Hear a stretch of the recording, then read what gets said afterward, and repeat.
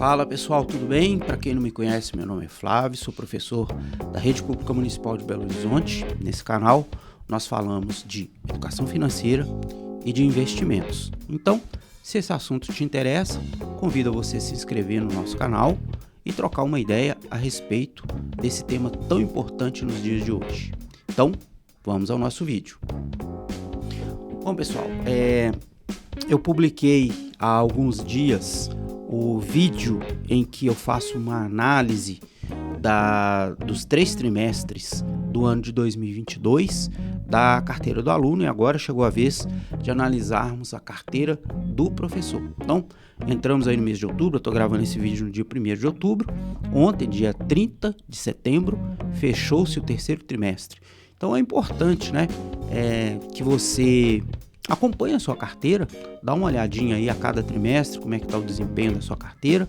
Não precisa ficar olhando todo mês, né? Não precisa, mas a cada trimestre as empresas costumam soltar seus relatórios, então é um momento importante da gente prestar atenção no que as empresas estão falando e como é que está o desempenho da nossa carteira, né? Para ver se está tudo ok, se precisa fazer um rebalanceamento de alguma coisa, entender o sobe e o desce, né, da carteira. E então a gente vai fazer isso dado o fechamento do 3º trimestre. Eu já estou aqui usando o Trademap. Para quem não sabe o que é o Trademap, eu já fiz um vídeo a respeito dele, vou deixar o card aqui em cima. Além do Trademap, eu já fiz também vídeos sobre outros sites e programas que a gente pode usar para fazer o controle da nossa carteira. Então aqui eu já estou aberto no Trademap, a carteira do professor. Essa carteira aqui é aquela carteira que mescla a renda variável com a renda fixa. Aqui a gente já pode ver quanto que nós acumulamos de investimento durante este ano. Lembrando que a gente investe 10% do salário base do professor. Tem as nossas premissas, né, que nós definimos lá no início do ano. Estou investindo desde janeiro. Caso você tenha perdido o vídeo das premissas, também vou deixar aqui um card para você dar uma olhada como que é o valor investido, como é que eu determinei isso e as outras questões que envolvem os investimentos. Então, de janeiro até agora, acumulamos R$ 3.789,76, tá? Esse gráfico aqui ele é legal porque ele vai mostrar para a gente que nós temos aqui 49,08% da nossa carteira aplicado em tesouro direto, portanto, em renda fixa. A gente está aproveitando esse momento que a renda fixa está pagando bons juros, né? Montando aqui a nossa posição de reserva de emergência, tá? Aqui a gente tem 38,87% aplicado em ações. Nós temos 9,39% aplicado em fundos imobiliários. Nós temos aqui 1,24% aplicado em ETF e temos aqui 1,23% aplicado em BDR. Os ETFs são de criptomoedas, que a gente tem uma posição pequenininha aqui, só para tá com o nosso pezinho lá nesse mercado que é bastante interessante, tem se mostrado bastante promissor, né? Mas a gente tem que realmente colocar o mínimo do mínimo, porque a volatilidade aqui é alta. E o BDR que a gente tem, que é o BIV39, ele é a nossa forma de expor um pouco da nossa carteira em dólar, tá? Ele acompanha a variação do S&P 500. O que a gente pode observar aqui? Temos muito pouco investido em dólar, né? Talvez a gente precise aumentar um pouquinho essa posição aqui. E também em fundos imobiliários, né? Os fundos imobiliários eles têm aquela característica de pagar para a gente provento todos os meses. Isso para a gente é bastante interessante porque isso nos dá a oportunidade de fazer o reinvestimento e a partir desse reinvestimento incrementar os nossos ganhos, né? Então, aumentar um pouquinho isso daqui também. Aqui embaixo ele está me dizendo que essa carteira me custou R$ 3.716 e eu tive até agora um retorno de R$ 73,50, que responde a 1,98% de rentabilidade, né? Aí ele está me dizendo aqui o seguinte, que além disso aqui, eu tive R$ 113 se a gente somar toda a valorização da nossa carteira aqui envolve a valorização ou desvalorização dos nossos ativos de renda variável, porque ele é variável, né? Então ele varia para mais ou para menos, e também a soma dos proventos, né? Que são os proventos pagos pelos fundos imobiliários, mais os dividendos e juros sobre capital próprio que a gente recebe das empresas que a gente tem ação.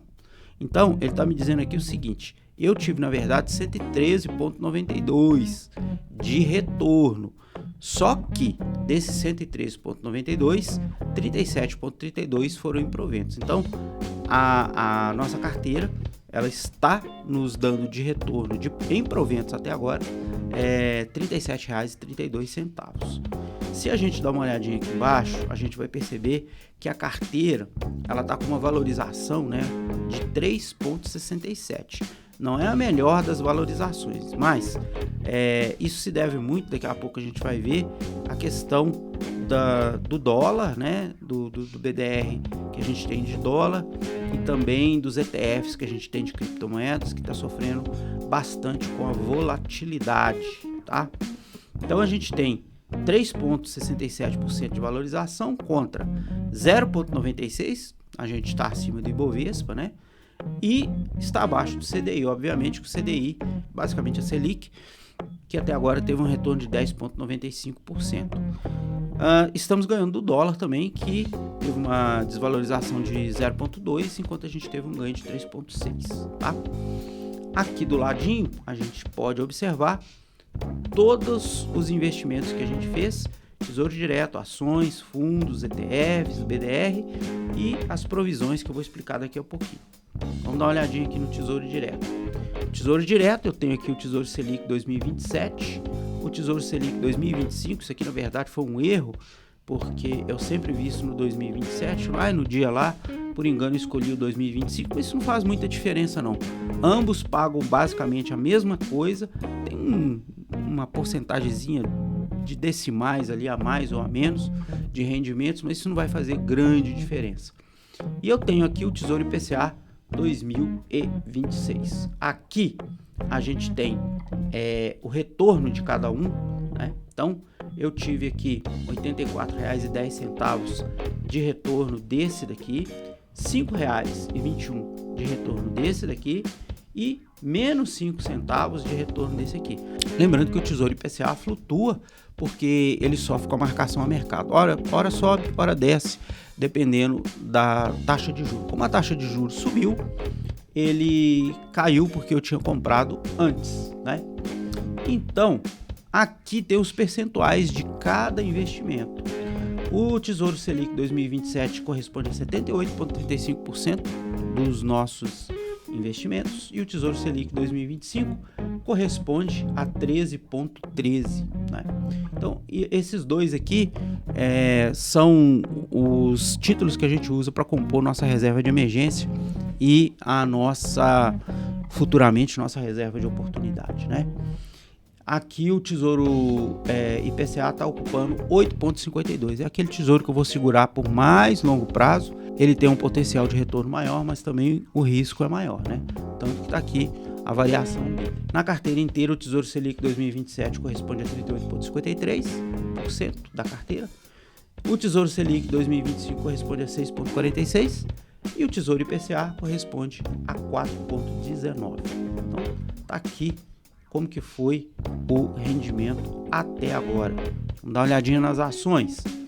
As ações, a gente pode ver aqui o seguinte: quais são as ações que a gente tem? Nós temos Itaúsa, uma holding, nós temos Caixa Seguridade, que é uma seguradora, Transmissão Paulista, que é uma distribuidora de energia elétrica, Banco do Brasil, né, dos bancos, né, dos bancões aí, a Copasa, né, da distribuição de saneamento, né, a Vivo, da telefonia, a Taesa, que é uma distribuidora também, a Sanepar, que juntamente com a Copasa aqui faz a nossa dobradinha de saneamento, a BB Seguridade, que junto com a Caixa Seguridade está na área de seguros, a Raizen, que é distribuidora de combustíveis e também trabalha com energia.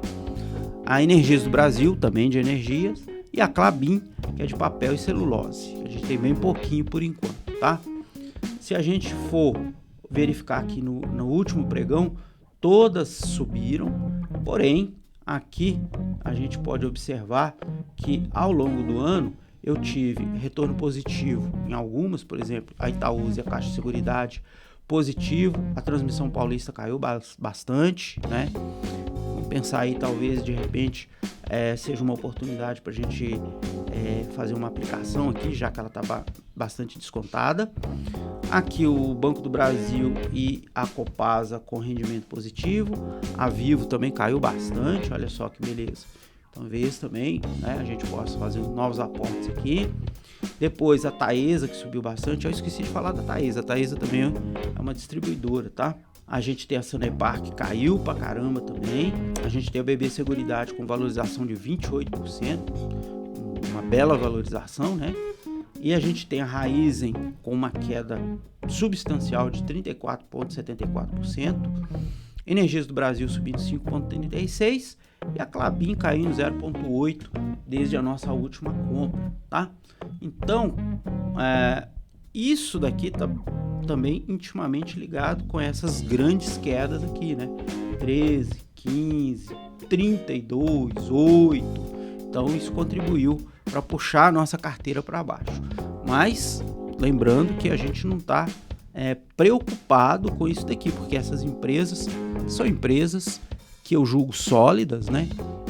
Acompanho os balanços dessas empresas e eu não vejo motivo para sair delas, tá? Vamos dar uma olhada nos nossos fundos imobiliários. A gente tem dois. A gente tem o MXRF, que é o fundo híbrido, e o HFOF, que é um fundo de fundos. O MXRF teve uma valorização de 3,73, enquanto o HFOF valoriza 1,24. Dos fundos imobiliários, o MXRF é a nossa maior posição, com 55,02, e o HFOF 44,98. Mas eles ocupam um percentual pequeno da nossa carteira, né? Tá vendo aqui que os fundos imobiliários eles são ainda uma parcela pequena. De repente também a gente precisa dar uma aumentada nisso daqui. Ok, vamos dar uma olhadinha nos nossos ETFs. Esse aqui, nossa, é que realmente está segurando a nossa carteira, tá? A gente vai dar uma olhadinha aqui. Eu tenho o Gold 11, que é um ETF que investe em ouro, e o Hash 11, que é um ETF que investe em criptomoeda. Os dois valorizaram no último pregão, porém, olha só, menos 12, menos 62, né? O Hash está bem desvalorizado ao longo desse ano. As criptomoedas vêm se desvalorizando bastante, né? Principalmente agora, no finalzinho do ano, teve o merge lá do Ethereum, que faz parte do Hash 11, então isso aqui puxou bastante esse ETF aqui para baixo, ok?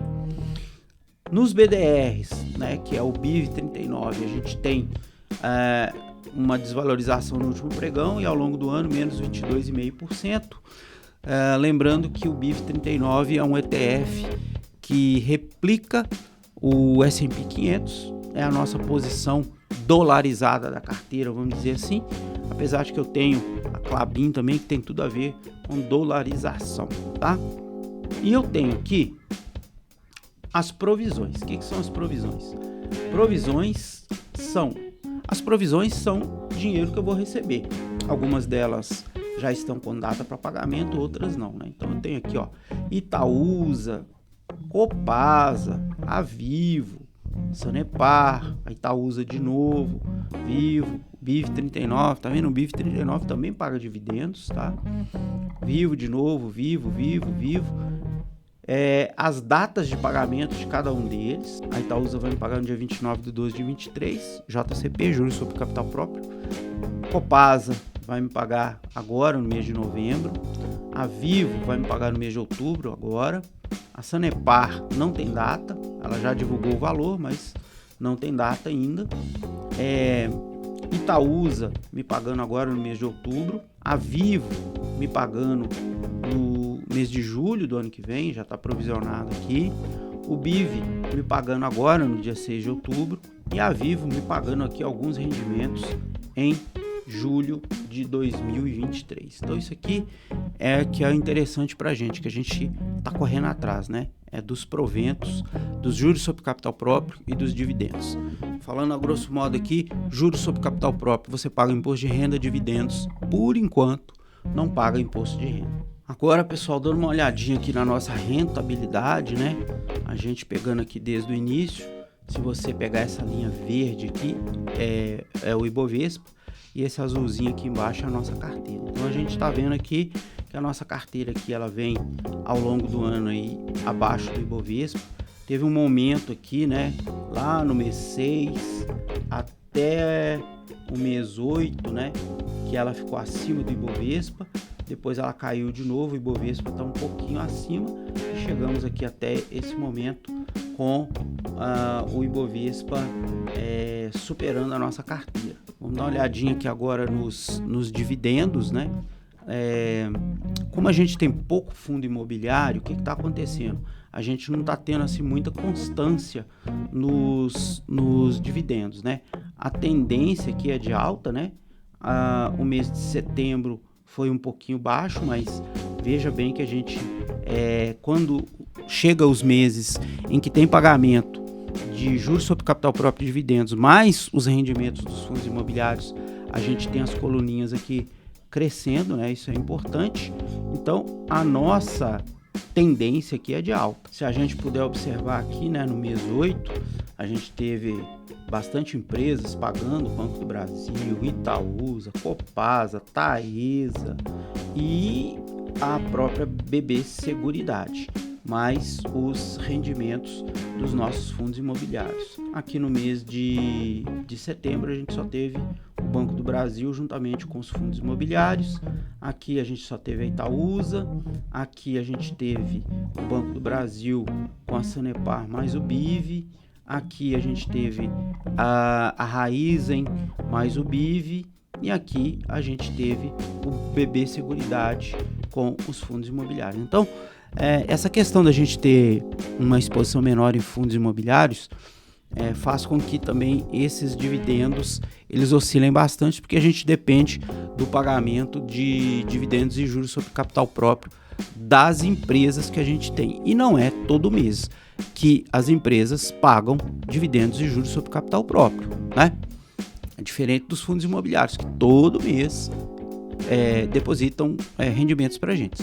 Apesar de que os fundos imobiliários também não são obrigados a depositar todo mês, né? Eles são obrigados, de fato, a depositar semestralmente 95% dos ganhos, né? Mas eles dividem aí mensalmente para ficar uma coisa mais interessante, para atrair também o investidor, aquele que quer fazer uma carteira previdenciária, aquele que quer ter uma renda mensal. Então, pessoal, essa foi uma análise da nossa carteira do professor, aquela que mescla renda variável com renda fixa.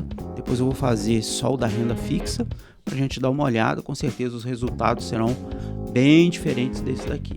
É importante a gente fazer esse acompanhamento aí trimestralmente, até porque trimestralmente as empresas soltam os resultados, a gente vai fazendo um acompanhamento, né? Todas as empresas que você resolver colocar na sua carteira, é importante que você acompanhe, porque a gente compra esses ativos com o intuito de manter, aquela história do buy and hold, mas a gente tem que ficar de olho nos fundamentos. Se os fundamentos seguem, beleza, seguimos também com a empresa. Se os fundamentos apresentam algum problema, acende lá uma luzinha amarela, a gente olha nos trimestres seguintes e caso a gente perceba que a empresa está perdendo os fundamentos, a gente de fato desmonta aquela posição e vai para uma outra posição que nos garanta uma tranquilidade aí, porque o que a gente quer é segurança para que a gente possa investir e construir a nossa renda passiva ao longo do tempo de uma maneira que não nos cause transtorno. Então é isso, pessoal. Se esse vídeo te trouxe alguma coisa nova, se ele acrescentou alguma coisa para você, conto com o seu like, tá? E caso você ainda não esteja inscrito no nosso canal, conto com a sua inscrição. A gente tem vagarosamente crescido, mas eu prefiro que cresça devagar, mas com qualidade, das pessoas que estão vindo compartilhar essas questões da educação financeira Então, se você tem interesse, se inscreva, deixe o seu like. E se por acaso de tudo isso que foi tratado hoje, ou de alguma coisa que a gente já falou nos vídeos anteriores, você tiver alguma dúvida, pode deixar sua dúvida aqui no nosso comentário, eu vou ler e vou responder para você. Então por esse vídeo é isso, vejo vocês no nosso próximo encontro, até o próximo vídeo.